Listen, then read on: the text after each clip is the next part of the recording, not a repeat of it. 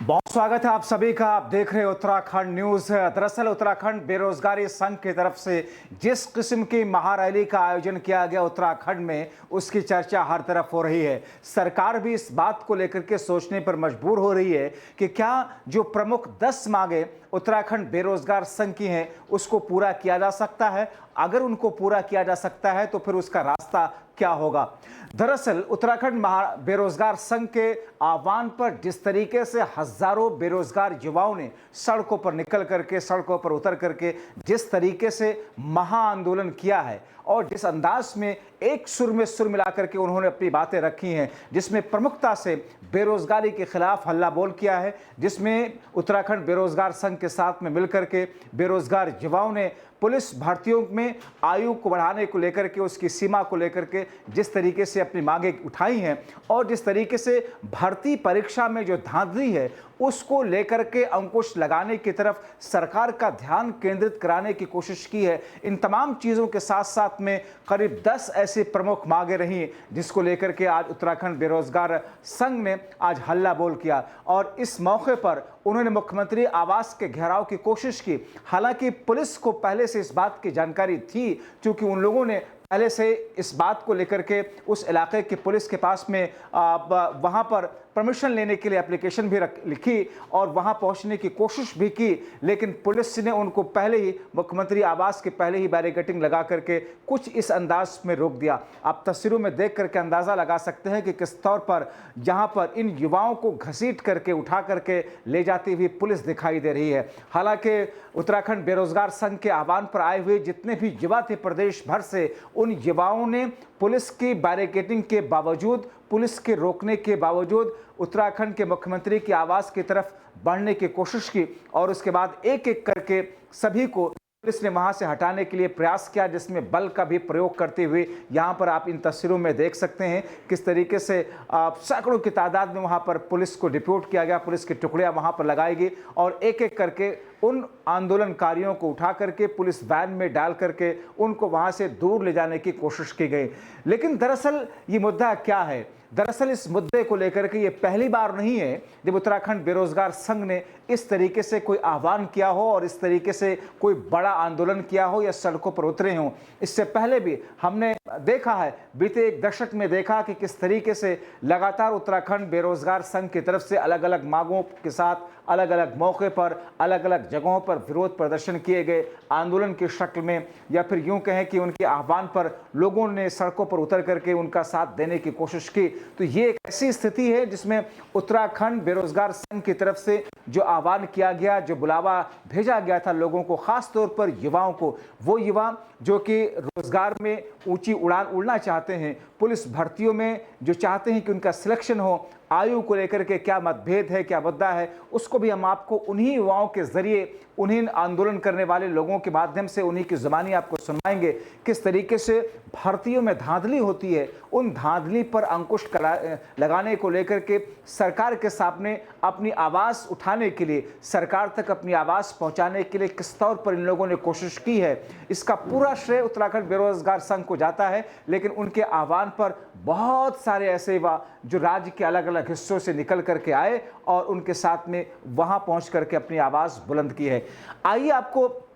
दिखाते हैं और सुनवाते हैं उस वक्त का दृश्य जब ये लोग विरोध प्रदर्शन कर रहे थे, जब ये लोग महारैली कर रहे थे और अपने इस विरोध प्रदर्शन के माध्यम से, विरोध के जरिए सरकार और जो अधिकारी हैं, जो जिम्मेदार हैं, उन तक अपनी बातें पहुंचाने की कोशिश कर रहे थे। उत्तराखंड न्यूज़ की टीम वहां पर पहुंचती है और उस वक्त क्या कुछ हुआ आपको दिखाते हैं, क्या कुछ कहा उन लोगों ने, क्या कुछ उनकी मांगे हैं, उन्हीं की जुबानी हम आपको सुनवाते हैं। आइए सुनिए। देखिए, बेरोजगार संघ के नेतृत्व में यहाँ पर बड़ी संख्या में हमारे बेरोजगार भाई पहुँचे हैं, जिसमें मुख्य रूप से यही मांग है कि पुलिस कांस्टेबल की जो आयु सीमा है उसको बढ़ाया जाए। इसके साथ ही साथ जिलेवार कांस्टेबल की भर्ती हो और जो विभिन्न विभागों में रिक्तियाँ चल रही हैं उसके लिए सरकार जल्द से जल्द विज्ञप्ति जारी करे और तमाम तरह की और भी मांगे हैं बेरोजगार भाइयों की, उसको समर्थन देने के लिए हम यहाँ पर पहुँचे हैं। और हम सरकार से मांग यही करना चाहते हैं कि आप सिर्फ अपने वेतन भत्तों पर ही ध्यान न दीजिए, जो हमारे बेरोजगार भाई हैं, जो लड़ रहे हैं, संघर्ष कर रहे हैं, उनकी भी चिंता आप कीजिए। लंबे समय से हमारे भाई यहाँ पर देहरादून में दिन रात मेहनत कर रहे हैं, इस उम्मीद के साथ मेहनत कर रहे हैं कि भर्तियां निकलेंगी, उन्हें नौकरियां मिलेंगी अपने राज्य में। लेकिन दुर्भाग्यपूर्ण बात यह है कि यहाँ पर जो नौकरियां हैं भी, वो नौकरियां बाहर के लोगों को मिल रही हैं और नौकरियों में बहुत बड़ा लेन देन भी हो रहा है। मंत्री विधायक इसमें संलिप्त हैं। तो हमारा यही कहना है कि जो मेहनत कर रहे हैं, दिन रात पढ़ाई कर रहे हैं, सरकार को देखना चाहिए, उन युवाओं को नौकरी इस राज्य में मिलनी चाहिए। और कई ऐसे हमारे युवा हैं जो अब आयु सीमा भी पार कर चुके हैं। हमें इनका संघर्ष देखना चाहिए, सरकार को बहुत गंभीरता से इस पर ध्यान देना चाहिए। उत्तराखंड तो ऐसा राज्य बन चुका है पूरे देश भर में जहां सबसे ज्यादा इस समय बेरोजगारी दर है। और आप देखिए 57,000 पद ऐसे हैं अलग अलग डिपार्टमेंटों में जो खाली चल रहे हैं। और एक आंकड़ा मैं देख रहा था कि करीब करीब 9 लाख लोग पंजीकृत बेरोजगार हैं। और समझ सकते हैं कि जिन लोगों ने पंजीकरण न किया हो उनकी संख्या कितनी बड़ी इस राज्य में हो सकती है। तो हमारे यही मांग है सरकार से कि सरकार बेरोजगारों की इन मांगों को गंभीरता से ले और इन पर जल्द से जल्द विज्ञप्तियां निकले और यहाँ के जो मूल निवासी हैं, जो यहाँ के उत्तराखंड के वासी हैं, उनको ही नौकरी में प्राथमिकता मिले, ये हम मांग कर रहे हैं। देखिए, जो आंदोलन हमेशा रहता है वो कहीं ना कहीं सक्रिय होता ही होता है और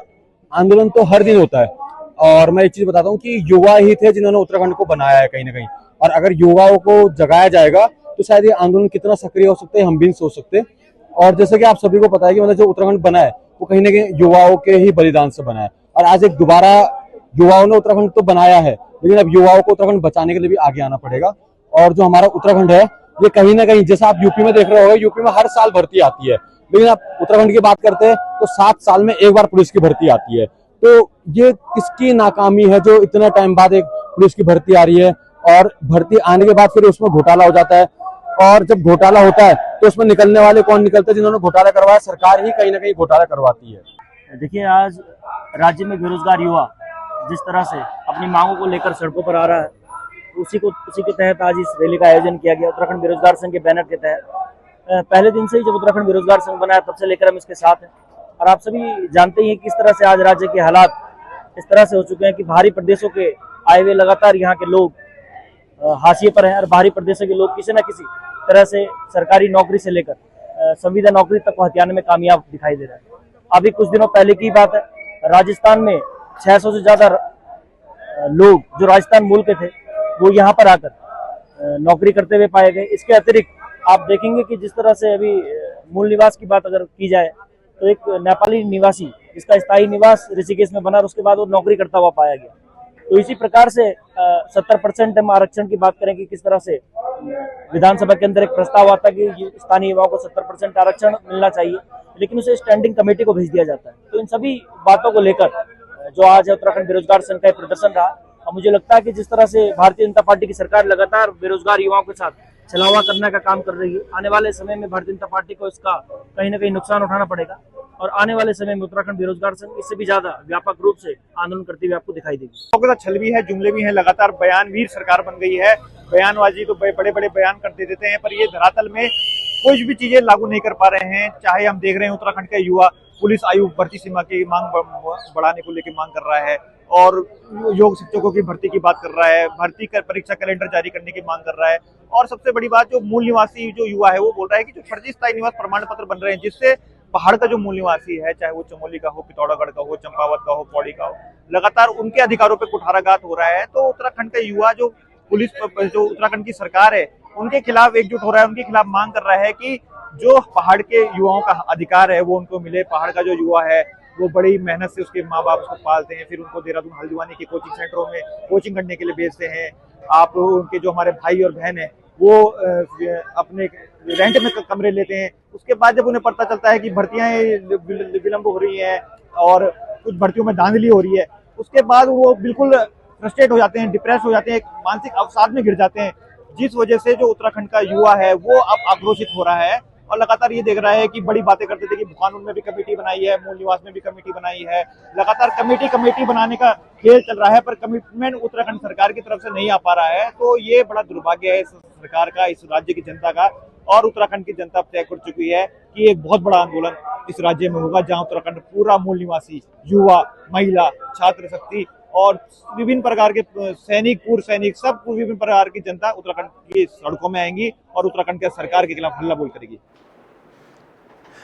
तो इन मांगों को आपने सुना, उनकी ज़बानें कि आखिर वो 10 प्रमुख मांगें क्या हैं जिनको लेकर के इनको आंदोलन करने पर मजबूर होना पड़ा, इनको सड़कों पर उतरना पड़ा। जाहिर तौर पर एक ऐसी स्थिति है जिसको लेकर के उत्तराखंड बेरोजगार संघ ने जो आह्वान किया, उनके उस आह्वान पर उत्तराखंड के अलग अलग हिस्सों से लोग निकल करके घरों से बाहर आए। उम्मीद करते हैं कि इनकी जो प्रमुख मांगें हैं, जिसमें भर्ती घोटाले से लेकर के भर्ती में होने वाली धांधली से लेकर के या फिर बेरोजगारी या फिर जो सरकारी महकमे में पद खाली पड़े हुए हैं या पुलिस भर्ती में जो आयु की जो सीमा है, इन तमाम चीज़ों के साथ साथ में माना ऐसा जा रहा है कि इनकी इन आवाज़ और इन विरोध और इन मांगों के बाद में सरकार कहीं ना कहीं कोई ऐसा रास्ता ज़रूर निकालेगी जिससे कि वहाँ के युवाओं को आसानी हो और उत्तराखंड को आगे ले जाने में उन स्कीमों के ज़रिए से और ज़्यादा आसानी हो सके। फिलहाल अभी के लिए उत्तराखंड न्यूज़ में इतना ही। आप देखते रहिए देवभूमि के तमाम खबरों के लिए, अपडेट रहने के लिए आप देखते रहिए उत्तराखंड न्यूज़।